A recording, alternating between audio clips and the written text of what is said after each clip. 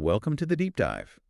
Today we're tackling something that's captured a lot of attention, manifesting. Mm-hmm. We're talking about taking an idea from inside your head and turning it into something tangible in your life. Exactly. And for this deep dive, we're focusing on what our source material really pinpoints as the crucial first step in all this. Which is? Having a clear vision, it's all about knowing what you're aiming for right from the very start. Right. The sources we've looked at, they really emphasize that it's pretty tough to achieve something if you don't have a clear picture of it first. Yeah, definitely. So our goal today is to explore why this clarity holds so much power and, importantly, how you can actually cultivate that clarity. Even if things feel a little hazy for you right now. Exactly. Even then. Okay, let's unpack this. Okay, let's maybe start with the power of visualization itself. Good starting point. Our source material highlights something pretty fascinating. Mhm. The way our brains respond to vividly imagined events. Often, it's like they were actually, unfolding in reality. It really makes you think, doesn't it? One of our sources quotes neuroscientist Dr. Tara Swart. From the source. Yeah, explaining that our brains don't always make a huge distinction between a real experience and a really well-constructed mental image of one. And this is where it gets interesting. Yeah. Well, think about this. If you vividly imagine some stressful scenario playing out, maybe an argument or a deadline, Yeah. your body can actually kick into a fight or flight response. Your nervous system fires up, stress hormones like cortisol start flowing, heart rate increases. Wow, a whole physiological reaction just from a thought. It's from a vivid mental image, yeah. But the flip side must be true, too. Exactly. If you imagine a deeply peaceful, serene setting, maybe a beach, a forest, your brain signals your body to relax. So these mental pictures, they aren't just passing thoughts. They can lead to real, measurable changes in your body. Okay, so how does this connect directly to manifesting? Well, this is where the source suggests these physiological shifts can influence what it terms our energetic vibrational frequency. Okay, vibrational frequency. Let's break that down a bit. Think of it as a way to describe your overall mental and emotional state, your general vibe, if you like. Right. According to the principles we're exploring here, this state, this frequency, can then influence what you're sort of open to attracting into your life. So what you consistently and vividly imagine. Could play a real role in shaping your experiences, yeah. But it's not just some, abstract energy thing, is it? The source talks about the brain itself. No, it's more grounded than that, too. The source delves into how regular visualization can actually impact our brain's wiring. It can shift our behavior pattern. Oh, so. It makes us more receptive, more perceptive to opportunities that align with what we've been focusing on mentally. Ah, so you start noticing things you might have missed before. Exactly. Yeah. It's almost like your brain starts actively seeking out what you've been picturing while kind of filtering out the irrelevant distractions. Like mental priming. That's the term the source uses, yeah. Mental priming. And you see this practice with a lot of successful people, right? Oh, definitely. What's notable is how widely this is embraced. The source points to numerous examples too. Celebrities, top athletes, CEOs. People who attribute some of their success to this. At least a portion of it, yeah. Makes you wonder what they're tapping into. The source gives that great example of Michael Phelps, the swimmer. Ah, yes. That's a powerful one. He didn't just visualize winning, right? No, and that's the key. He mentally rehearsed all sorts of potential challenges. Like, what if his goggles filled with water? What if he felt tired? And how he'd overcome them. Smoothly, yeah. That level of detailed mental preparation meant he was just more ready for whatever actually happened on race day. So it wasn't just positive thinking. It was like comprehensive mental rehearsal. Exactly. Preparing for different outcomes. Okay, so that detail, that specificity seems really important then. Absolutely critical. This leads us right to the next point. The importance of being specific. The source argues that vague mental pictures just don't cut it. It's like using a GPS, isn't it? You want to just type in cafe and hope for the best. Exactly. You need the name, maybe the street. The more precise you are, the better the directions. And it's the same with what you're picturing for yourself. Totally. The source really emphasizes that the more detailed, the more elaborate your visualization, the more real it feels to your brain. And therefore, more powerful. That's the idea. More influence. It encourages you to really flesh out the specifics. So if it's a dream house, don't just imagine a house. Think about the location. How many rooms? What's the decor like? The garden, the light. All those little details add up. They make it feel tangible, make it feel real to you. Okay, so we need the clear picture, the Yeah. details. But is that it? Just seeing it? Our source material seems to suggest there's more. Oh, absolutely. A really important distinction here. It underscores that attracting what you feel is absolutely central. The feeling? Oh, yeah. Okay. It's not enough just to see it in your mind's eye. You need to immerse yourself, really dive into the feeling of already having what you desire. Why the feeling? This emotional connection, the source suggests, is a key element in shifting your whole state, Yeah. your mental and emotional state, that vibrational frequency we talked about. So back to the dream home example. Right. Don't just see the house, feel what it's like living there. Like the comfort, the safety, the joy. Yes, that sense of belonging.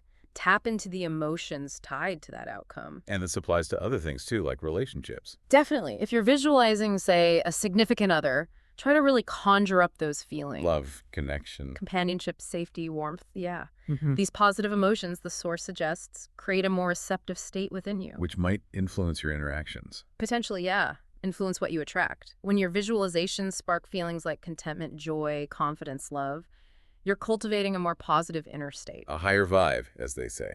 That's the language used, yes.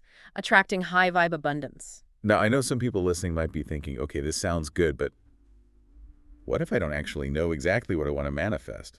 It happens, right? Oh, absolutely. It's very common. And the source material actually offers a really thoughtful approach for that situation. Yeah. What's the advice? It acknowledges that sometimes you might feel unclear about specific goals, and that's okay. So what do you do then?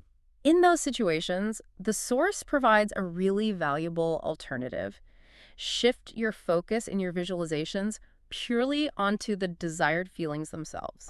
Focus on the feeling, not the thing. Exactly. That's a really helpful perspective shift. Instead of trying to force a specific outcome you're unsure about, you could focus on visualizing feeling more confident. Or more peaceful or energized. Whatever emotional state you're seeking, yes. Does the source give an example of this? It does, actually. A quite powerful one about a client who felt like they were at rock bottom, really didn't know what to manifest. But through guided visualization, focusing just on how they wanted to feel, They figured something out. they identified this core desire just to wake up each day feeling energized and hopeful. That was the feeling they focused on. And what happened? Were there results? Quite significant ones, apparently. Within about 6 months, this person reported positive shifts across their work, relationships, self-perception. Wow. All starting from just focusing on a feeling. It really highlights how clarity around your desired emotional state can be a powerful catalyst, even when the specific what is still fuzzy. That makes a lot of sense. It feels less pressured somehow. And building on this idea of inner state, the source introduces another really important layer of clarity. Okay. Visualizing the person you aspire to become. Ooh, okay. Not just what you want to have, but who you want to be. Exactly. This idea really resonated with me too. The source suggests asking yourself, who do I want to become, might actually be the most pivotal question in this whole process. More important than this stuff. Possibly, because it shifts the focus to your own evolution. It's not just about acquiring things, it's about growth. So how do you visualize that? Well, it encourages you to really envision this future version of yourself. Maybe a few months from now, maybe a few years. And ask what? Ask, how does this future you feel? Physically, emotionally, energetically? What are their habits? How do they handle challenges? What are their core values, their beliefs? What about relationships? Yeah, what do their relationships look like? And importantly, how do those relationships feel on a deep level? Okay. And the key is? The key here, the source suggests, is to start embracing and, crucially, loving that future version of yourself right now. Loving them now. By recognizing that potential already exists within you. It's about cultivating self-acceptance and real belief in that future self today. That's powerful. So it's not about waiting until you get there. No, it's about embodying it now. The source puts it beautifully. Perhaps the greatest gift of manifesting isn't just getting the external stuff, but unlocking the most empowered, authentic, self-loving version of yourself that's already inside you. So it's personal growth wrapped up with achieving goals. Very much so. It's about unleashing your potential. Okay, so this all sounds great in theory. How can people actually, start doing this? Are there practical techniques? Absolutely. The source provides some really practical methods. I actually have my own way I do it using meditation. Oh, yeah. Tell us. Well, for me, it's about finding a quiet space, focusing on my breath for a bit to settle down, Hmm. and then really diving into the detailed mental imagery and, crucially, connecting with those strong emotions we talked about. How long do you usually do it for? Maybe 10, 15 minutes, Yeah. a few times a week, maybe 2 or 3. That seems to work for me. That sounds like a great routine. And for those who are maybe newer to meditation, Guided meditations are fantastic for that. yeah, the source recommends those too. They give you structure, guide your focus. And they're easy to find now, aren't they? Yeah. YouTube, apps like Calm, Headspace, Yeah. lots of options. Hmm.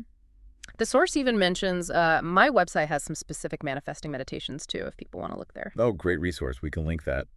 And what about common questions? Right. Like, can you manifest multiple things at once? Good question. That comes up a lot. And according to our source material, the answer is generally yes, it's possible, Yes. especially if the goals are sort of aligned or interconnected. However, Yes. the advice is often during your dedicated visualization time, like your meditation. Focus on one thing. Yeah, focus on one specific goal or outcome at a time. It just allows for deeper concentration, deeper immersion in that feeling. Makes sense. Diluting the focus might weaken it. Potentially, yeah. Okay, so another really powerful tool for clarifying desires and reinforcing that vision. Let me guess. Vision boards. You got it. Creating a vision board. I really like the idea of vision boards. They make it so tangible, so visual. They do, and the source is clear. There's no single right way to make one. It's totally personal. What matters is that it resonates with you. Exactly. The source suggests maybe creating a calm, focused environment for it, like a little ritual. Nice. And you can use words, pictures. Whatever you prefer. Write down goals. Use inspiring images you find or draw. Cut things out of magazines. A mix is fine, too. And thinking about a time frame helps. It can, yeah. And Decide if this is for, say, the next 6 months, the next year, maybe even 5 years out, or a combination. I like the part about getting in the zone first. Oh, yeah, that's key. Before you stick anything down, the source recommends taking a few moments To do what? to really connect with the feeling of being your future self at that chosen point in time. Embodying that future self again. Yes, reflect on. Where are you living? What's your work like? What are you proud of? What do you hope has changed? What do you want to keep the same? And just let yourself dream. Totally. Dream big, no censoring yourself. The source suggested organizing it into categories. Yeah, as a helpful structure, it suggests maybe 6 key areas: personal development, love and romance, career, friends and family, house, home, and hobbies, leisure. And aim for a few things in each. About 3 things per category is a good guideline, yeah. Write them down or add images. And then what? Stare at it every day. Actually, no, not necessarily. The source suggests putting it away for a bit sometimes. Really? Why? To detach from the outcome a little, perhaps. Then revisit it periodically.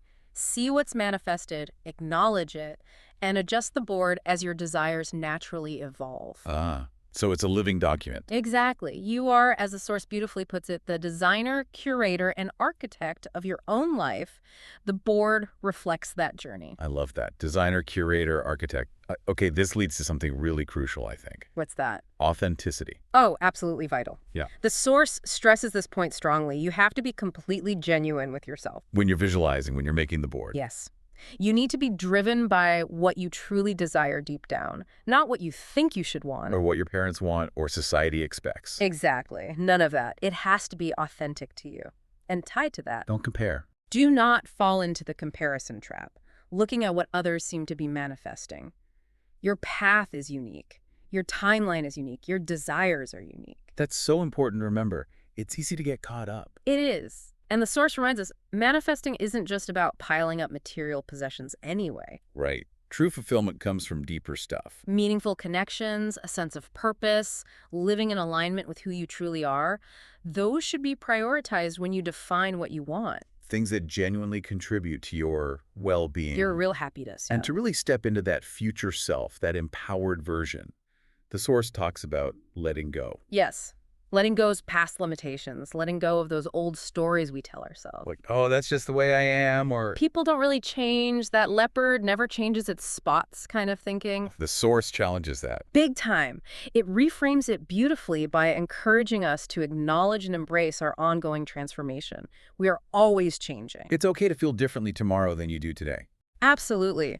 It's okay to want something new, to evolve into someone new. Change is natural. There was a great quote about that. With each sunrise, we rise into someone new. Yes, that one. It's a reminder that change is constant and growth is always possible. Always. Yeah. We have that potential every single day. Okay, so to sort of bring our deep dive into this foundational step, clarity, to a close, It really is foundational, isn't it? absolutely key. The takeaway seems to be clarity of vision is paramount, The more specific, the more detailed, and the more emotionally resonant your visualizations are. the more impactful they can potentially be. Yeah. And remembering that understanding the person you aspire to become is just as vital as focusing on what you want to attract externally. Couldn't agree more. Be detail in your dreams. Connect with the feeling of already having them. Or if you're unsure, just focus on cultivating those desired feelings. Exactly. And practice consistently. Consider that vision board. These are powerful tools for this journey of conscious creation. Right. Well, on that note, here's a final thought for you to consider. Ooh, okay. What is one feeling you would choose to consciously cultivate in your life, starting right now? Just one feeling. And how might truly embodying that feeling begin to shift your perspective, maybe even just your day, today? That's a great question to sit with.